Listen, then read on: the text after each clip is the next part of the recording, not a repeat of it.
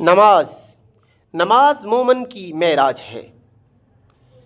یہ وہ لمحہ ہے جب بندہ اپنے رب سے ہم کلام ہوتا ہے، جہاں سجدے میں زمین چھوتی ہے مگر روح عرش کو جا پہنچتی ہے۔ نماز دل کا سکون ہے، غموں کا علاج ہے اور گناہوں کی معافی کا دروازہ ہے۔ جو مومن نماز سے جڑ گیا، اللہ اس کے دل کو نور سے بھر دیتا ہے اور اس کی زندگی میں برکتیں نازل فرما دیتا ہے۔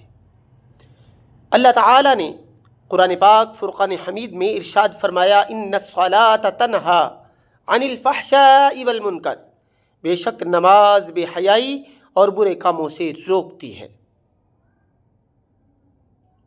اے مومن، اگر تو معراج چاہتا ہے، اللہ سے قرب چاہتا ہے، تو نماز کو اپنی زندگی کا زیور بنا لے، کیونکہ نماز صرف فرض نہیں، یہ محبت کی ملاقات ہے اپنے رب سے۔